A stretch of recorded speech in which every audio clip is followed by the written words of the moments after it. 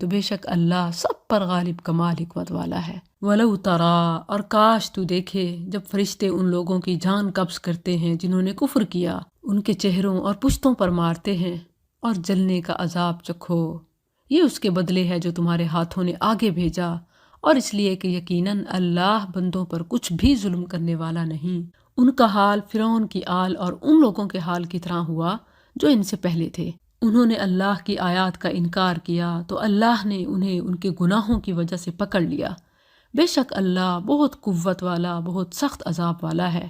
یہ اس لیے کہ بے شک اللہ کبھی وہ نعمت بدلنے والا نہیں جو اس نے کسی قوم پر کی ہو، یہاں تک کہ وہ بدل دیں جو ان کے دلوں میں ہے، اور اس لیے کہ بے شک اللہ سب کچھ سننے والا، سب کچھ جاننے والا ہے۔ اس میں مسلمانوں کی تنزلی کی، ذلت اور غلامی کی واضح وجہ معلوم ہو رہی ہے کہ جب وہ اللہ کی کتاب کو اور سنت کو چھوڑ دیں گے تو دنیا میں بھی ذلیل و خوار ہو کے رہ جائیں گے، کہ جب وہ اپنے اندر سے کھوٹے ہوتے ہیں تو اللہ بھی نعمت چھین لیتا ہے۔ کدأب آل فرعون، ان کا حال فرعون کی آل اور ان لوگوں کے حال کی طرح ہوا جو ان سے پہلے تھے۔ انہوں نے اپنے رب کی آیات کو جھٹلایا تو ہم نے انہیں ان کے گناہوں کی وجہ سے ہلاک کر دیا، اور ہم نے فرعون کی آل کو غرق کیا اور وہ سب ظالم تھے۔ بے شک سب جانوروں سے برے اللہ کے نزدیک وہ لوگ ہیں جنہوں نے کفر کیا، سو وہ ایمان نہیں لاتے۔ وہ جن سے تو نے عہد باندھا پھر وہ اپنا عہد ہر بار توڑ دیتے ہیں اور وہ نہیں ڈرتے۔ ان سے مراد خاص طور پر مدینہ کے یہودی ہیں، جن سے مدینہ منورہ پہنچ کر نبی صلی اللہ علیہ وسلم نے اچھے ہمسایوں کی طرح رہنے اور باہمی تعاون کا معاہدہ کیا تھا، لیکن اسلام کی بڑھتی ہوئی قوت انہیں ایک نظر نہ پاتی تھی۔ کبھی وہ اوس و خزرج کے درمیان جاہلی عصبیت ابھار کر انہیں آپس میں لڑانے کی کوشش کرتے، اور کبھی اسلام کے دشمنوں کی ہتھیاروں سے مدد کر کے معاہدے کی بار بار خلاف ورزی کرتے، اور جب ان سے کہا جاتا تو کہہ دیتے کہ ہمیں معاہدہ یاد نہیں تھا، لیکن پھر جو ہی موقع ملتا دوبارہ ایسے کرتے۔ تو اللہ نے فرمایا کہ یہ اللہ کے نزدیک بدترین جانور ہیں۔ اما تثقفنہم، بس اگر کبھی تو انہیں لڑائی میں پا ہی لے تو ان پر کاری ضرب کے ساتھ ان لوگوں کو بھگا دے جو ان کے پیچھے ہیں، تاکہ وہ نصیحت پکڑیں۔ یعنی اگر کبھی لڑائی میں آپ انہیں کہیں پا لیں تو انہیں بد عہدی کی ایسی سخت سزا دیں کہ جو ان کے پیچھے دوسرے ایسے کفار ہیں جن سے تمہارا معاہدہ ہے وہ بھی مرعوب اور خوف زدہ ہو جائیں، اور انہیں ایسی عبرت حاصل ہو کہ معاہدے کی خلاف ورزی کا نام بھی نہ لیں۔ اس کے بعد رسول اللہ صلی اللہ علیہ وسلم نے یہود کے تمام قبائل کے خلاف سخت ایکشن لیا، کچھ کو جلا وطن کیا، کچھ کو قتل کیا، اور ان کی عورتوں اور بچوں کو غلام بنایا۔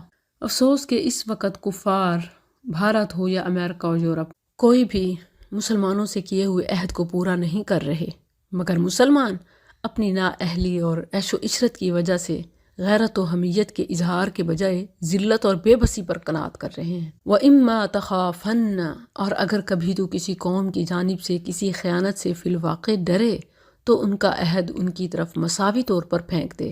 یعنی اگر صرف خوف ہو کہ مدت ختم ہو رہی ہے یا وہ اپنا وعدہ توڑ دیں گے تو پھر انہیں بتا دیں کہ کبھی بھی جنگ ہو سکتی ہے، مگر بے خبری میں حملہ مت کریں صرف خوف کی بنا پر۔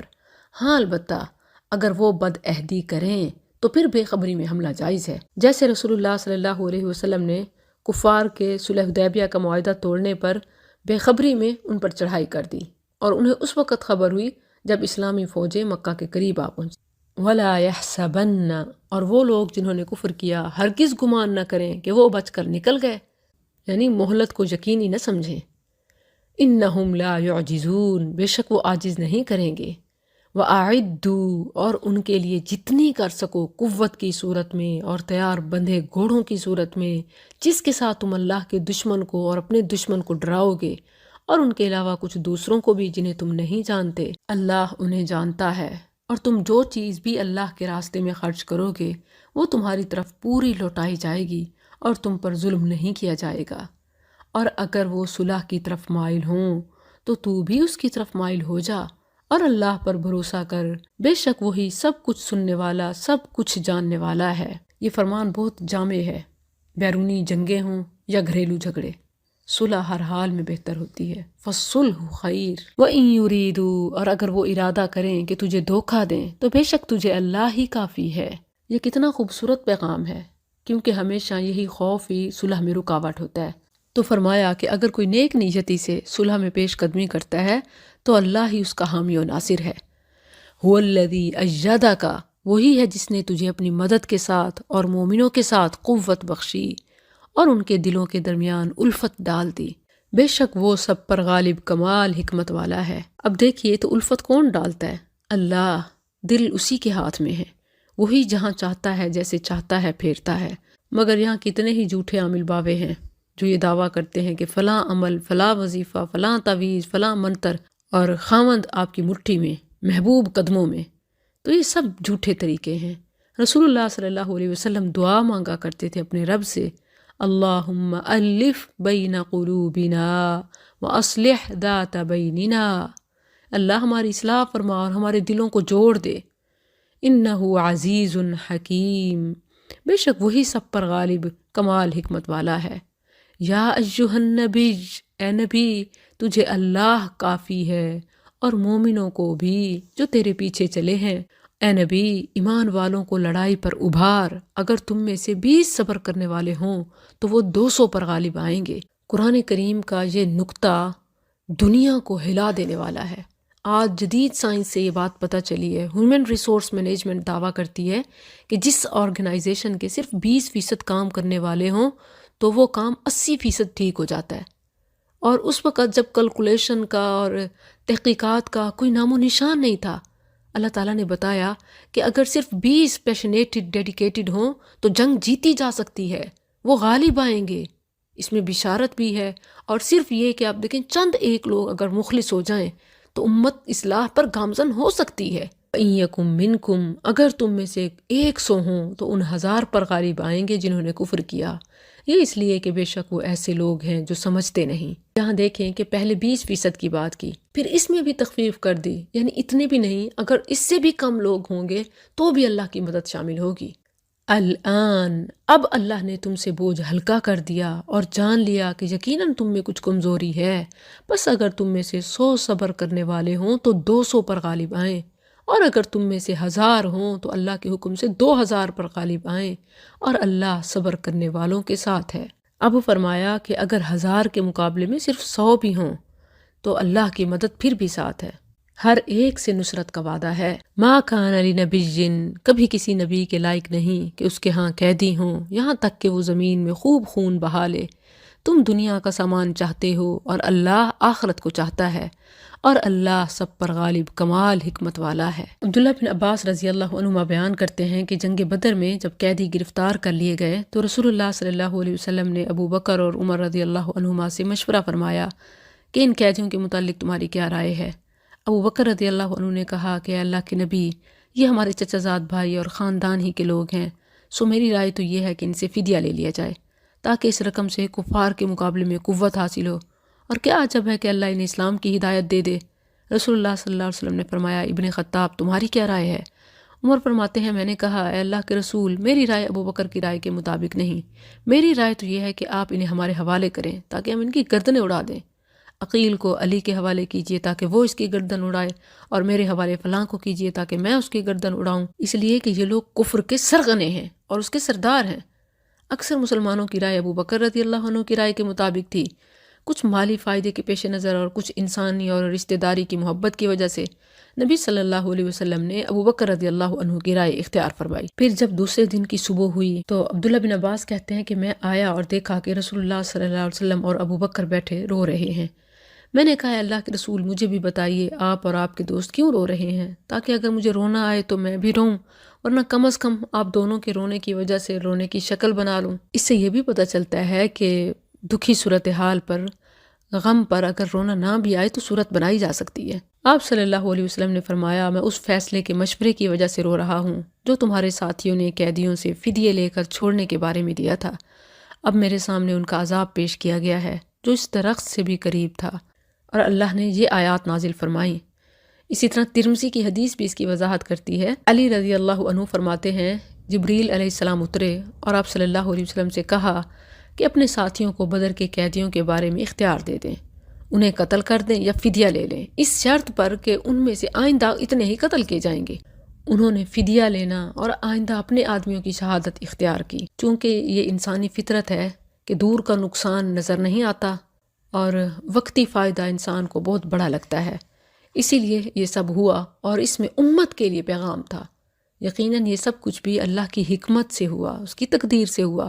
اس میں آئندہ کے لیے ایک پیغام تھا کہ وقتی فائدے کے لیے بڑے نقصان کو قبول نہ کرو، خواہ وہ بعد میں ہی ہو۔